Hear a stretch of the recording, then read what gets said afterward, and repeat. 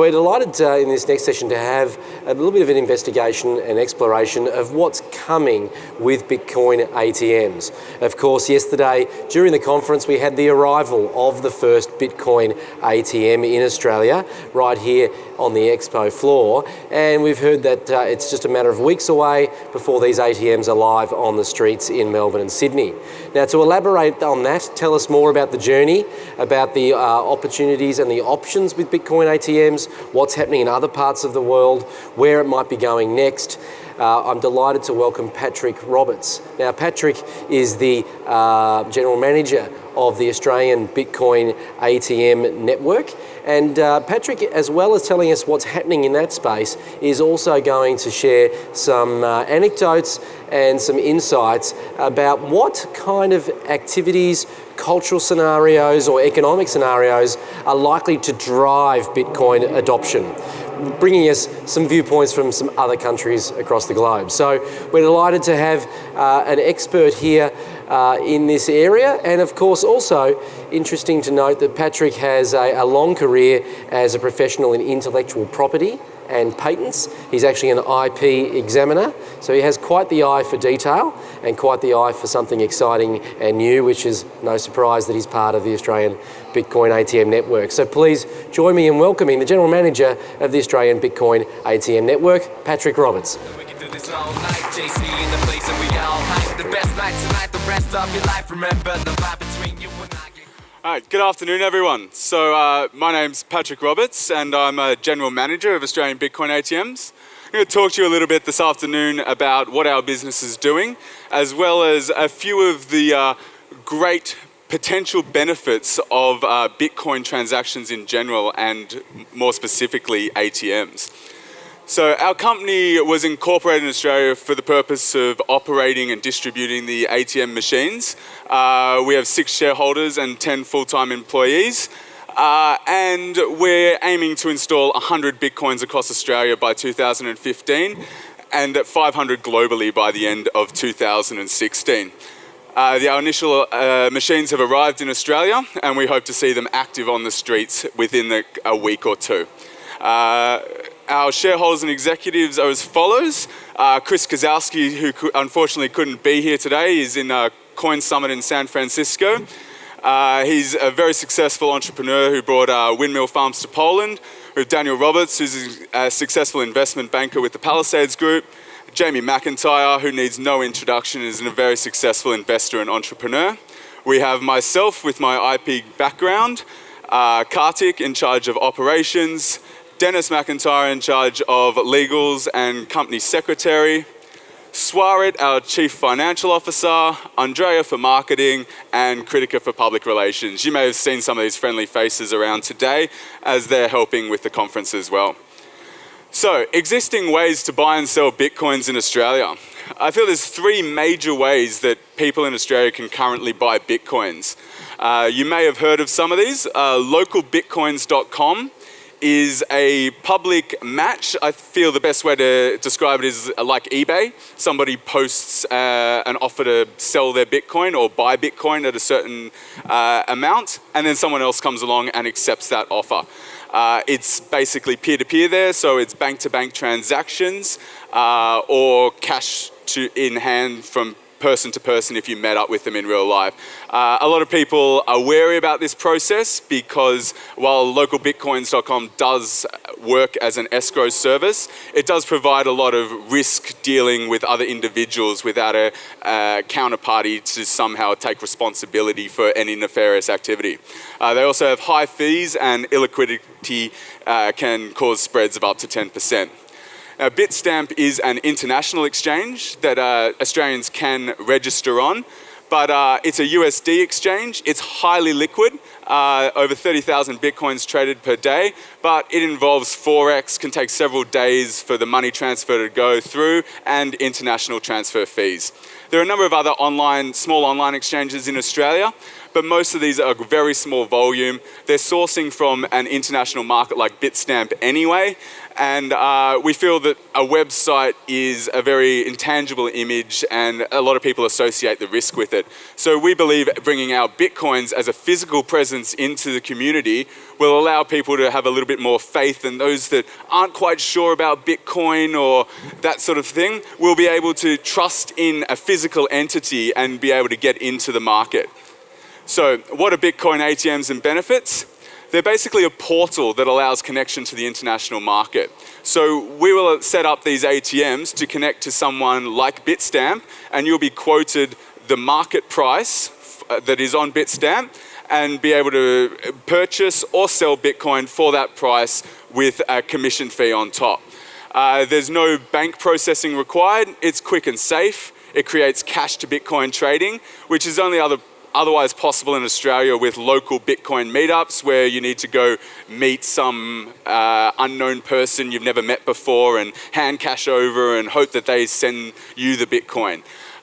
It supplements over 300,000 merchants already accept Bitcoin globally. So we're also hoping that to help increase that number in Australia as the two industries work very well together. Obviously, we can get people into Bitcoin and merchants can, well, for lack of another term, get people out of Bitcoin, take their Bitcoin to purchase products. There's some other benefits of Bitcoin which have been sort of summed up over the last 2 days anyway, I'm sure you're familiar with. Simple, cheap and portable, secure, no government manipulation and low inflation risk. So a couple of places I want to look at as a case study, because I find them incredibly interesting with their potential, is Dubai and Kenya. Dubai in particular, Sergey Yusupov announced 400 machines to be activated in the start of April in Dubai. I think this was announced on Twitter just over a week ago. These are one-way machines, although BidAccess also has a two-way machine there. BidAccess is the machine we have out there that has just arrived in Australia as well. The reason I think Dubai is really interesting and shows a lot of potential is because Dubai has 87% of the population constituting migrant workers who remit money home. This is a huge potential market, and on top of this, they have 500,000 Western expatriates, over 100,000 British nationals, and 9 million tourists per year. There is so much money going into and out of Dubai that it makes a very good case for the potential of Bitcoin. These money remittance companies transfer $500 billion from workers back home each year for a total of $37 billion in revenue. Bitcoin's market cap is a fraction of this. This clearly shows enormous potential in growth when it is without a doubt a better mechanism for doing these processes. Existing infrastructure of these MoneyGram and Western Unions charge 5 to 20% or sometimes even more, and I'll give you an example of that below. In Kenya, they have M-Pesa, which is a very successful money platform for their mobile phones. A third of all Kenyans have this on their phone, and they've recently just integrated Kaposhi Bitcoin wallet. So although a lot of Kenyans may not realize it, a third of all Kenyans have a Bitcoin wallet. A year ago, I transferred $50 to a family that I help support in Kenya. Western Union charged me $71.27 to send $50. This doesn't even include the foreign exchange rate, which I'm sure wasn't appealing. A huge 42.5% fee. I did this again 2 weeks ago and sent $50 in Bitcoin. It cost me 4 cents. This is already, although Bitcoin is very new and there is so much still to be done, there are clear examples already now that Bitcoin surpasses existing infrastructure with leaps and bounds. Vancouver. Vancouver is the place of the first major release of a Bitcoin ATM. I'm sure many of you may have heard, this was a Robocoin machine placed in the Waves Cafe there, and it had very, very impressive sales numbers that we hope to emulate to some degree, totaling in the end $2.2 million worth of transactions over the first 45 days. So our supplier strategy. We've been in contact with many of the Bitcoin manufacturers. They range with different products, slight variations as you can see there. They have one-way machines, two-way machines, cash only, credit card, different back-end support, different integration with exchanges, as well as credibility and ability to meet our demands. So our strategy is to approach all of these manufacturers, engage with discussions with them all, test their products, and hopefully pick the best one suitable for an Australian market and roll that one out en masse. So the first Bitcoin ATM to market, and it's not exactly an ATM as it's just a one-way machine, I believe it was the Lamassu machine. We currently have one of these machines on order. We are not pursuing a large bulk order of these. The machines are not compliant. They're only one way. They don't integrate with an exchange. They just merely operate off a hot wallet and have very limited cash capabilities. So we're looking for a much more expansive model. So then comes up Robocoins. So this was the first one released in Vancouver. And it is a US-based manufacturer from Las Vegas. It is incredibly compliant with anti-money laundering and know your customer capabilities, hand scanner, facial recognition, document scanner. While we might not have all these operating at the start, we're very sensitive to the fact that this is a very changing, developing industry and that these requirements may be enforced upon us later. So it's very appealing when looking at a long-term rollout strategy to get machines that are capable of the most amount of features. BidAccess, which is the machine we have on the floor, Canadian manufacturers. They're also two-way machines. They've managed to recently complete $10 million worth of capital raising. And we've signed a memorandum of understanding with the intention of purchasing 100 machines over the next 12 months. Those machines come in at around $15,000 Canadian. Diamond Circle is an Australian manufacturer. These are one of the only ATMs at the moment that are cashless. They are involved in basically purchasing and selling Bitcoin through your card. They also involve a near-field communication technology and are distributing a point of sales to also complement that. We have one machine on order and are in discussions for distributing a wider network of these machines, as we believe they do supplement cash machines and credit card machines. GenesisOne is a newer player on the block. They're probably most similar to Robocoin. They're very large, compliant machines with a lot of KYC and AML features. We have one machine to be due late April, in the process of ordering that one, and they are $14,500 US. So how do these ATMs work? Basically, the ATMs work as a portal. We hope that it'll allow existing barriers to entry for people to buy and sell Bitcoin just to be eroded to some degree. We want to provide a strong public image that instills confidence in people, where people can put a face, can put a contact number, can put an address to buying Bitcoin. We want our service to be encompassing and quick, fast, safe, and secure. So the process normally is most of these machines will allow you to scan an existing wallet's QR code or generate your own QR code through a paper wallet if you don't have a current wallet. You'll then be given a market rate, which you can confirm. The machine will hold that market rate for a period of time, in which case you can click to accept and to continue with that transaction. And that's how easy it is. It's a process of 5 minutes. You can log on and buy Bitcoin from the most liquid market on the opposite side of the world. So this is the transaction process here.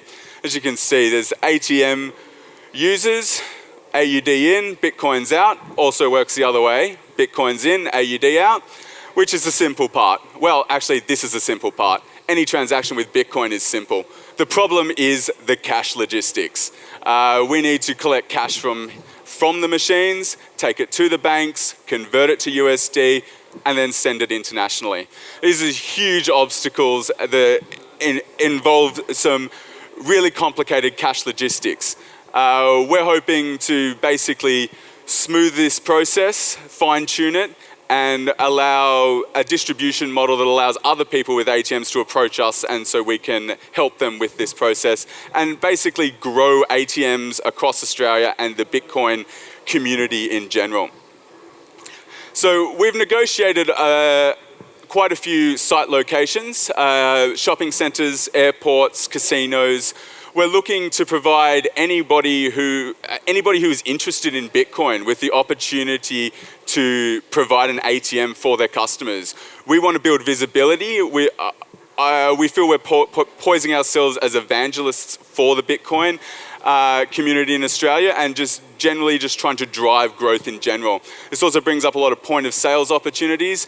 We're likely to have a lot of these machines in shopping centres, and there is no better place to sort of drive point of sales services. And there's a few of those coming globally and existing currently in Australia. Retail shopping centres, where we've got close discussions with Westfield, and that looks to be quite a promising launch location on Pitt Street for next week.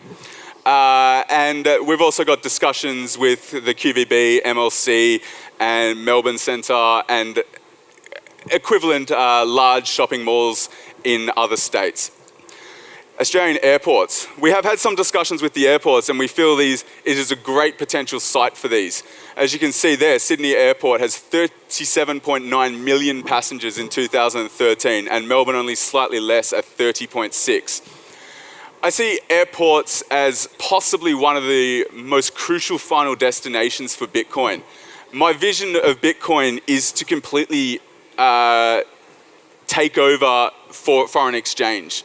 The vision I have, once we have enough transaction volume, enough people adopting Bitcoin, there is no reason why a tourist in America can't go to his airport just before he boards the plane to Australia, convert a bunch of US dollars to Bitcoin, arrive in Australia, go to one of our ATMs at the airport or at Bondi or at Pitt Street or anywhere else we have them distributed, and be able to draw out Australian dollars. If any of you have tried to draw out a foreign currency out of a bank account, it is not a cheap process. And even Travelex at the airports is not a necessarily cheap process. While we're still at a very infancy stage of Bitcoin, we may not be able to compete too much on these large scales just because there isn't the volume there. But it's very clear that Bitcoin has the potential to provide these services at a tiny fraction of the cost of the current Forex systems. Australian casinos are another site we're quite interested in. There's a lot of money going around casinos. A lot of people speculate in casinos. But it's also a place we feel like there's a lot of foot traffic and would get a lot of people interested. We've had a bit of interest from Crown Casino and the Star, and we're pursuing that for probably the second round release of our ATMs. Cash handling and logistics. I mentioned this a little bit earlier. It is a huge hurdle. If anybody has any experience in running a traditional ATM, there's similar logistics involved, and it's no small feat to set up. We're in discussions with Chubb, Brinks, Armaguard, and a number of other ones to supply these services and try and streamline this process as per the other cycle I showed earlier of getting the money back to Bitstamp. Okay, so regulatory considerations. We're one of the newer industry members here, possibly the first Australian Bitcoin distribution network. So we have quite a responsibility on approaching the government in regards to regulatory considerations. One of the most daunting of these is the GST implications. At the moment, we're involved in lobbying with a bunch of groups, including the Australian Bitcoin Foundation, trying to raise awareness and approach the government to basically give us instruction and regulation. We don't want to go below the radar. We want the government to tell us what we need to do. We believe in Bitcoin. We know Bitcoin is not nefarious by nature in any way. We know that it is not, as the media would like to put it, an illegal safe haven, and we would like to push the government to help us operate in a manner that is satisfactory to them, because we know we're capable of. I think we just need to convince them that we are. We have business partners in Gilbert and Tobin who are helping us draft and lobby towards this. We have pitcher partners as our accountants who have also helped lobby bank accounts and other things. Banks are one of the most risk-adverse entities we have in society, and we've come up against quite a bit of friction trying to get involved with them as well. Public relations, Craig Gavin Anderson has helped a lot for our strategic communication and will help for our lobbying effort as well, and other opportunities. Currently, quite well known is BitPay. They're a worldwide merchant for accepting basically the BitPay of Bitcoin. The PayPal of Bitcoin. And they have over 300,000 merchants. We have here 2 Australian businesses that are doing exactly the same thing. So we're discussing relationships with them to see how we can complement each other as well. Obviously, we're rolling out in shopping centres. We want the coffee shop, the sandwich shop, everything next to these ATMs to start accepting Bitcoin. It's all about growing the image, growing public awareness, and just helping people to understand. Everybody, including myself, is skeptical of Bitcoin to start with. It is revolutionary. It is a new technology, and we just need to work together with these different systems to provide a value industry for consumers in Australia. Australians will only adopt Bitcoin if it's worthwhile. And this is all about making it worthwhile. If you know there's an ATM on, every second corner, there's merchants who will accept it, and you can use the benefits as mentioned before with money remittance, as well as micro loans to help third world countries. The list is endless, but to get the public to adopt it, it's going to take more than good sentiment. You need to provide utility, and that is where we're trying to focus on at the moment. So, is there any questions that I can help? Yes, I think there's a...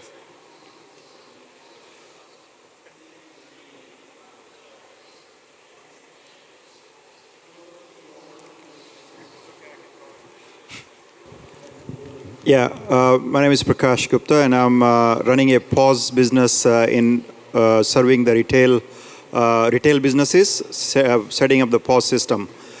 2 questions. One, how do you compare this with FPOS machines? And the second one is, how do you, is there small business who could accept Bitcoins as well through online payment or as a retail customer?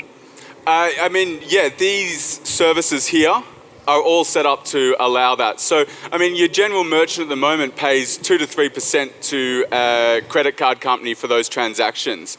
While I was talking earlier about how we're a new industry and things will take time to meet those 4x rates, but I truly believe we will blow them out of the water in one day, this already blows out of the water credit card transactions. These merchants, these point of sale systems can set merchants up today with 1% fees, and those merchants never have to see a Bitcoin.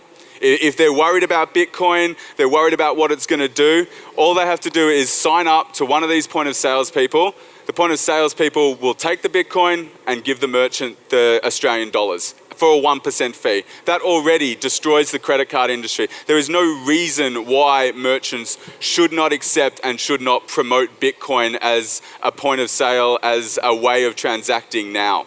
Was there a second part to that question? Yeah, how an end customer would pay via website, online payment, or as a retail counter? How they pay with Bitcoin? What's the actual process of using one of these point of sales?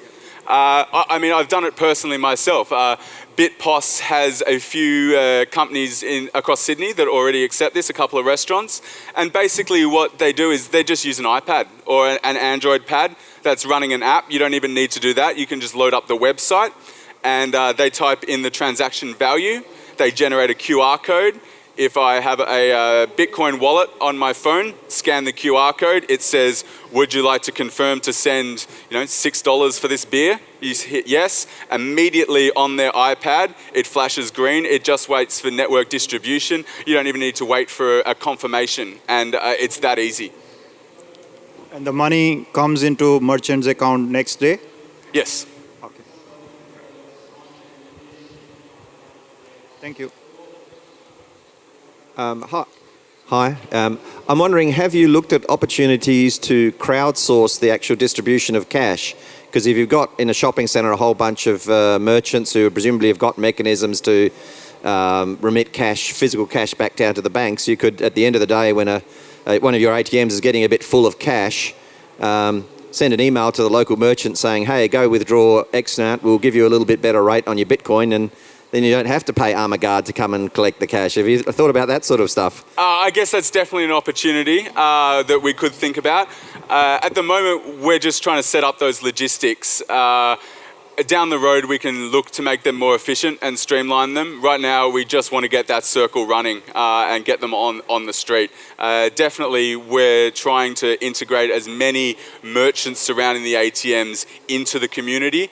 And however we can help each other, it's going to be good. That's one of the best things about the Bitcoin community is we are passionate about it. We all want to see it grow together. That any way we can help each other, we should all jump at. Anything else? Okay, no worries. Thanks a lot. Okay. So, particular thank you for Patrick Roberts for joining us today.